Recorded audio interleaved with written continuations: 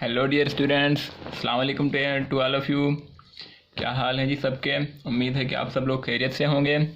तो वहाँ पर हमारा चैप्टर नंबर 3 कंटिन्यू है और कुछ स्टूडेंट्स की रिक्वेस्ट पे आज चैप्टर नंबर 6 भी स्टार्ट कर रहे हैं। चैप्टर 3 और 6 हमारे कंटिन्यू चलेंगे, दोनों की वीडियोस आती रहेंगी। ठीक, तो आज हम स्टार्ट कर रहे हैं चैप्टर नंबर 6 का लेक्चर नंबर 1। चैप्टर नंबर 6 है जी इलेक्ट्रिसिटी। इलेक्ट्रिसिटी को पढ़ने के लिए हम सबसे पहले बिल्कुल बेसिक से स्टार्ट करेंगे और एडवांस लेवल तक पढ़ेंगे, और सेकंड ईयर की फिज़िक्स को भी टच देंगे और लेवल्स की फ़िज़िक्स को भी हम इसी में टच देंगे। ओके जी, तो हम स्टार्ट करते हैं चैप्टर नंबर 6 इलेक्ट्रिसिटी। ओके जी, इलेक्ट्रिसिटी को पढ़ने से पहले सबसे पहले जो हमने जानना ज़रूरी है, कुछ बेसिक बातों को हम रिकेप ले लेते हैं। जो आपको मालूम है उनको रिव्यू करके हम आगे जाएंगे। ठीक, सबसे पहले तो एटम क्या होता है। ठीक, एटम के बारे में हम सब जानते हैं कि what do we mean by atom. Okay, तो एटम के बारे में क्या हम जानते हैं कि मैटर का कोई भी स्मॉलेस्ट पार्टिकल जिसको मिला के हम एटम बनाते हैं, तो हमें कोई भी मैटर बनाते हैं तो हम उसे कहते हैं एटम। ठीक जी, तो एटम की स्ट्रक्चर अगर आप लोगों को याद हो तो उसको थोड़ा सा रिव्यू कर लेते हैं। एटम में क्या होता है, एक सेंटर्ड पार्ट होता है जिसे हम कहते हैं न्यूक्लियस। ठीक, न्यूक्लियस के अंदर क्या होता है जी, न्यूक्लियस के अंदर न्यूट्रॉन्स होते हैं और प्रोटॉन्स होते हैं। न्यूट्रॉन पर क्या चार्ज होती है, न्यूट्रॉन पर कोई चार्ज नहीं होती, यानी न्यूट्रल यानी ज़ीरो चार्ज, और प्रोटॉन पर पॉजिटिव चार्ज। ठीक, और इसके अराउंड क्या होता है, इसके अराउंड होते हैं ऑर्बिट या फिर जिसे हम शेल भी कहते हैं, और तीसरा नाम इसे एनर्जी लेवल भी देते हैं। ऑर्बिट या शेल या फिर एनर्जी लेवल, ये तीन नाम है। अब इनके अंदर क्या होता है, इनके अंदर इलेक्ट्रॉन्स होते हैं और इलेक्ट्रॉन पर नेगेटिव चार्ज होती है। ठीक, और यह है हमारा न्यूक्लियस। ठीक हो गया जी। अच्छा, तो एक जो एटम होता है वो न्यूट्रल होता है बेसिकली। कैसे न्यूट्रल होता है, अगर उस एटम के अंदर दो प्रोटॉन्स हैं यानी कि दो पॉजिटिव चार्जेस हैं, दो इलेक्ट्रॉन्स हैं मतलब दो नेगेटिव चार्जेस हैं, पॉजिटिव दो और दो नेगेटिव, तो दोनों एक दूसरे को क्या कर लेंगे, कैंसिल आउट करके, एक दूसरे के इफेक्ट को कैंसिल आउट करके एटम फाइनली न्यूट्रलाइज हो जाता है, एटम पर कोई चार्ज नहीं होती। ठीक हो गया जी। अच्छा, अब हम देखते हैं कि किसी भी न्यूट्रल एटम में तो हमें पता चल गया प्रोटॉन भी होते हैं, इलेक्ट्रॉन भी होते हैं। ठीक, लेकिन number of protons and number of electrons आपस में सेम होते हैं, जिसकी वजह से हम कहते हैं एटम इज न्यूट्रल, उस एटम पर कोई चार्ज नहीं है। अच्छा, अब हम देखते हैं कि किसी एटम को अगर हमने चार्ज्ड बनाना है, किसी पर चार्ज देनी है, तो उसे क्या करना पड़ेगा। तो इसी से हम यहीं पे एग्जांपल ले लेते हैं जी। हमने देखा इसी एग्जांपल में दो प्रोटॉन्स हैं तो दो इलेक्ट्रॉन्स हैं जो कि एक दूसरे को कैंसिल आउट करने हैं, एक दूसरे की चार्ज को। अच्छा, यहाँ पर एक बात और भी माइंड में रख लें कि mass of proton is not equal to mass of electron. ठीक, प्रोटॉन का जो मास होता है वो इलेक्ट्रॉन से बहुत ज़्यादा होता है, इलेक्ट्रॉन का मास बहुत कम होता है, लेकिन चार्ज दोनों पर जो है वो सेम रहती है। प्रोटॉन की और इलेक्ट्रॉन की चार्ज इक्वल होती है। अब हम देखते हैं कि चार्ज कैसे बनाएंगे। हम क्या करते हैं, किसी तरह से कोई भी प्रोसेस करके इस इलेक्ट्रॉन को बाहर निकाल देते हैं। ठीक, तो इसकी जगह पे क्या बच जाएगा, ये इलेक्ट्रॉन खाली हो जाएगा। ठीक, हम ये कर लेते हैं, यहाँ पर ये इलेक्ट्रॉन निकल गया ऑर्बिट से, इलेक्ट्रॉन चला गया बाहर, यानी कि इस पॉइंट पे अब वैकेंसी ऑफ इलेक्ट्रॉन बच गई। ठीक हो गया। तो अब हमें क्या नज़र आ रहा है, हमें नज़र आ रहा है कि दो प्रोटॉन्स हैं यानी दो पॉजिटिव चार्जेस और एक नेगेटिव चार्जेस है, एक नेगेटिव चार्ज है। ठीक, एक नेगेटिव चार्ज तो एक पॉजिटिव को बैलेंस कर लेगी, बाकी ओवरऑल क्या चार्ज बच जाएगी, पॉजिटिव। तो हम कहेंगे ऐसा एटम जिसके अंदर इलेक्ट्रॉन की वैकेंसी हो, इलेक्ट्रॉन की जगह कम हो, इलेक्ट्रॉन की ज़रूरत हो, या जिस एटम ने इलेक्ट्रॉन लूज़ किया हो उस पर ओवरऑल पॉजिटिव चार्ज होती है। ठीक हो गया। तो अब देखते हैं नेगेटिव चार्ज क्या होती है। अब हम इस इलेक्ट्रॉन को वापस अपने पोजीशन पर ले आते हैं। ठीक हो गया। अब हम देखते हैं कि किसी एटम को हम पॉजिटिवली चार्ज कैसे बना सकते हैं। पॉजिटिव तो हमने देखा, नेगेटिव चार्ज कैसे बनाते हैं। इसके अंदर अगेन से हमने सेम कंडीशन बना ली, दो प्रोटॉन्स हैं दो इलेक्ट्रॉन्स हैं, यानी कि न्यूट्रल एटम है। अब हम क्या करते हैं, अब किसी तरह से कहीं बाहर से लाकर एक एक्स्ट्रा इलेक्ट्रॉन इस एटम को दे देते हैं। ठीक हो गया। अब इलेक्ट्रॉन हो गए 3, प्रोटॉन हो गए 2, तो ये जो दो इलेक्ट्रॉन्स हैं, दो चार्जेस नेगेटिव, ये तो बैलेंस कर लेंगे दो पॉजिटिव चार्जेस को, बाकी ओवरऑल बच जाएगी एक इलेक्ट्रॉन की नेगेटिव चार्ज। तो अब ये एटम हमारा ओवरऑल नेगेटिव चार्ज बन गया। ठीक, नेगेटिव चार्ज कब बनेगा, जब किसी के पास एक्स्ट्रा इलेक्ट्रॉन्स हो, और जब पॉजिटिव चार्ज कब बनेगा, जब इलेक्ट्रॉन्स कम हो, इलेक्ट्रॉन्स की ज़रूरत हो। ठीक, तो ये हमने देख लिया इलेक्ट्रॉन कोई भी एटम जो है पॉजिटिवली चार्ज कब बनता है, नेगेटिव चार्ज कब बनता है। ठीक हो गया। अब हम देखते हैं कि चार्जेस आपस में किस तरह बिहेव करती हैं, उनका आपस में किस तरह का इंटरेक्शन होता है। तो हमने अब तक देखा जी पॉजिटिव चार्ज क्या होती है, हमारे पास दो तरह की होती है।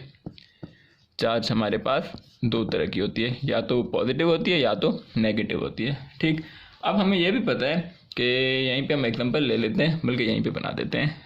ठीक, अब हमारे पास कोई ऐसा एटम है जिसके न्यूक्लियस के अंदर कोई भी हम रफ एग्जांपल ले रहे हैं, दो प्रोटॉन्स हैं, न्यूट्रॉन्स को हम फिलहाल फिगर नहीं लिखते। ठीक, और उसके ऑर्बिट में जो है इलेक्ट्रॉन्स हैं, एक इलेक्ट्रॉन है। तो इसका क्या मतलब, इस पर पॉजिटिव चार्ज है। ठीक, पॉजिटिव को हम इस तरह लिखते हैं प्लस और वी। पॉजिटिव चार्ज का क्या मतलब, इसको एक इलेक्ट्रॉन की ज़रूरत है। इसके पास में एक और एटम आ जाता है,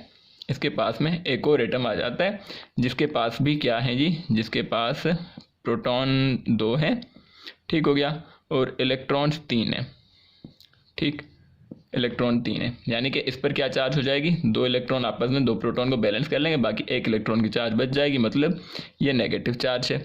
पॉजिटिव और नेगेटिव चार्जेस जब एक दूसरे के करीब आएंगी तो क्या होगा, इसके पास एक्स्ट्रा इलेक्ट्रॉन है, इसको इलेक्ट्रॉन की ज़रूरत है, तो क्या होगा, ये दोनों एटम या ये दोनों चार्जेस एक दूसरे को अट्रैक्ट करेंगी।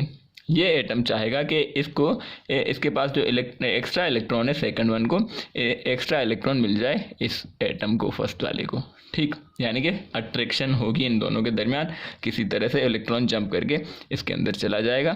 ठीक, तो यहाँ से ये इलेक्ट्रॉन चला गया, अब दोनों पे चार्ज ख़त्म, ये जो पॉजिटिव था ये भी न्यूट्रल हो गया, ये जो नेगेटिव था ये भी न्यूट्रल हो गया। तो हमने देखा कि जब भी कोई पॉजिटिव और नेगेटिव चार्ज एक दूसरे के करीब आती हैं तो उनके दरमियान में फोर्स ऑफ अट्रैक्शन होती है, वो दोनों एक दूसरे को अट्रैक्ट करते हैं। ठीक हो गया, तो हम कहेंगे जी अपोजिट चार्जेस, या फिर हम इसे कह सकते हैं कि अनलाइक चार्जेस। ठीक हो गया, क्या करते हैं, एक दूसरे को अट्रैक्ट ईच अदर। ठीक हो गया, ओके जी।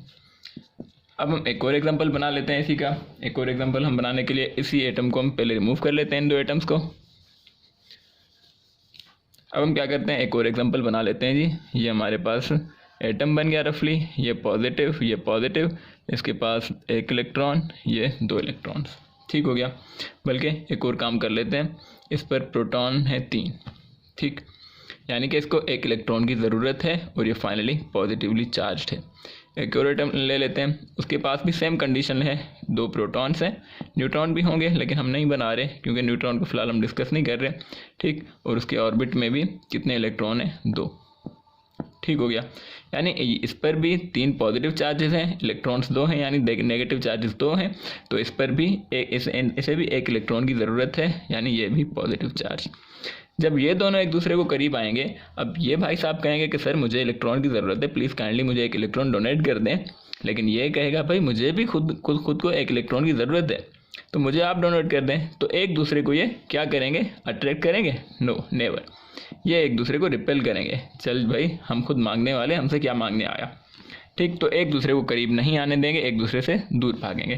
तो हम क्या कहेंगे जी, सेम चार्जेस क्या करेंगी, सेम चार्जेस एक दूसरे को अट्रैक्ट तो नहीं करेंगी, तो ये एक दूसरे को रिपेल करेंगी, रिपेल ईच अदर। ओके, ये 2 पॉइंट्स हमारे बहुत ज़्यादा यूज़ होंगे। ठीक हो गया, ओके जी। अब हम क्या करते हैं, अब हम एक और काम कर लेते हैं कि 2 चार्जेस बना लेते हैं हम यहाँ पर। ये एक चार्ज होगी। अच्छा, चार्ज जो है पॉजिटिव चार्ज या नेगेटिव चार्ज या पॉजिटिव चार्ज। ठीक, तो चार्ज जो है, चार्ज को हम डिनोट करते हैं Q से। ठीक, और चार्ज को मेजर करते हैं, यानी कि इसका SI यूनिट है coulomb, denoted by capital C।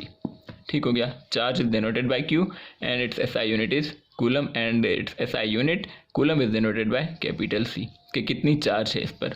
ठीक, एक इलेक्ट्रॉन पर कितनी चार्ज होती है जी, 1 इलेक्ट्रॉन पर चार्ज होती है 1.6 मल्टीप्लाइड बाय 10⁻⁻⁻19 कूलम। ये पॉइंट आपने याद रखना है, लाजमी नोट कर लें, ठीक हो गया। अब हम आते हैं कि इनके दरमियान जो फोर्स है, हमने कहा कि दो चार्जेस, ये Q1 है, ये Q2 है, ये दो चार्जेस हैं, आपस में इतने डिस्टेंस पर पड़ी हैं, इनके दरमियान का डिस्टेंस है R। तो जाहिर सी बात है ये या तो एक दूसरे को अट्रैक्ट करेंगे चार्जेस, अगर सेम अपोजिट चार्जेस हैं तो एक दूसरे को अट्रैक्ट करेंगी, अगर सेम चार्जेस हैं तो रिपेल करेंगी। यानी फोर्स तो दोनों कंडीशंस में होगी, या तो फोर्स ऑफ अट्रैक्शन होगी या तो फोर्स ऑफ रिपल्जन होगी। अट्रैक्शन या रिपल्शन भी तो बेसिकली फोर्स ही है। तो अब उस फोर्स को हम फाइंड करने के लिए हम कुछ करेंगे, आगे हम पढ़ेंगे कूलम्स लॉ। ठीक, जहाँ से ये आया कूलम्स लॉ कि कूलम ने हमें क्या ला दिया कि ये फोर्स कितनी होगी। ठीक है, तो अब हम क्या करते हैं, इसके लिए एक और टॉपिक हम पढ़ लेते हैं, छोटा सा टॉपिक है, उसको भी जल्दी जल्दी हम वाइंड अप कर लेते हैं कि इंसुलेटर क्या होते हैं, कंडक्टर क्या होते हैं। ये हमारी बेसिक्स है। आज नेक्स्ट लेक्चर में हम पढ़ेंगे कि इलेक्ट्रिसिटी क्या होती है। ठीक, तो बेसिक्स में हम एक और चीज़ पढ़ लेते हैं, इंसुलेटर्स एंड कंडक्टर्स क्या होते हैं। इंसुलेटर कोई भी हम एग्जांपल ले सकते हैं जी, वुड वगैरह की। ये हमारे पास कोई भी ऑब्जेक्ट है जिसे हमने कहा इंसुलेटर है। इंसुलेटर में क्या होगा, प्रोटॉन्स भी होंगे इसके अंदर, इलेक्ट्रॉन्स भी होंगे, जितने प्रोटॉन होंगे उतने इलेक्ट्रॉन होंगे। ठीक, इंसुलेटर के अंदर क्या होता है कि इंसुलेटर के अंदर जो इलेक्ट्रॉन्स हैं ये जिस जगह पर हैं उसी पॉइंट पर फिक्स्ड रहेंगे, इधर उधर अपनी बाउंड्री के अंदर भी मूव नहीं कर सकते। ठीक, इंसुलेटर को अगर हम डिफाइन करें तो कैसे डिफाइन करेंगे जी, इंसुलेटर ऐसे इस तरह के सब्सटेंसेस होते हैं which do not allow electricity या फिर चार्ज हम कह सकते हैं टू पास थ्रू देम। इनके अंदर से कोई भी चार्ज या करंट हमारा पास नहीं हो सकता। ठीक, क्यों नहीं पास हो सकता, अब हम उसकी कंस्ट्रक्शन पढ़ रहे हैं। वजह यह है कि इसके अंदर के जो इलेक्ट्रॉन है भाई, they are not free to move. हम यहाँ पे लिख लेते हैं, electrons are not free to move. Insulator के इलेक्ट्रॉन्स जिस पॉइंट पर हैं इसी पॉइंट पर फिक्स्ड रहेंगे, फ्री टू मूव नहीं होते। कंडक्टर्स में क्या होता है, कंडक्टर्स में भी तो कंडक्टर ऐसे सब्सटेंसेस होते हैं जिनके अंदर से चार्जेस या करंट फ्लो कर लेते हैं। इसके अंदर भी जितने प्रोटॉन होंगे उतने ही इलेक्ट्रॉन होंगे। ठीक हो गया, लेकिन फ़र्क यह है कि इसके अंदर जो कंडक्टर के अंदर जो इलेक्ट्रॉन्स हैं ये कहीं भी मूव कर सकते हैं। एक लम्हे में इधर है, कुछ देर के बाद ये वाला सेम इलेक्ट्रॉन इस पॉइंट पे आ जाएगा। ठीक हो गया, कुछ देर के बाद ये वाला इलेक्ट्रॉन जंप करके इस पॉइंट पे आ जाएगा। ठीक, यानी ये इलेक्ट्रॉन मूव करते रहते हैं अपनी अपनी बाउंड्री के अंदर, फ्री टू मूव होते हैं। तो हम यहाँ पे लिख लेते हैं, electrons are free to move. अच्छा जी, ये हमारी होगी डेफिनेशंस और एक्सप्लेनेशंस कंडक्टर्स की और इंसुलेटर्स की। इनके कुछ अब एग्जांपल लिख लेते हैं। इंसुलेटर के एग्जांपल्स में हम लिखेंगे जी कौन कौन से, कुछ आप बता दें। वुड, प्लास्टिक, रबर, ये भी हमारे एग्जांपल हैं, इंसुलेटर्स हैं ये। और कंडक्टर में क्या लिखेंगे जी, कंडक्टर में लिखेंगे एल्यूमिनियम, और इसके बाद गोल्ड भी हमारा कंडक्टर है। सिल्वर भी कंडक्टर है। आयरन भी कंडक्टर है, ETC। तो ये होगी डेफिनेशन हमारी इंसुलेटर्स एंड कंडक्टर्स की। और आज के लेक्चर में जी हमने पढ़ा कि चार्ज क्या होती है, पॉजिटिव चार्जेस कैसे बनती हैं, नेगेटिव चार्जेस कैसे बनती हैं, और अपोजिट चार्जेस एक दूसरे को क्या करती हैं, सेम चार्जेस एक दूसरे को क्या करती हैं, इंसुलेटर क्या होते हैं, कंडक्टर क्या होते हैं।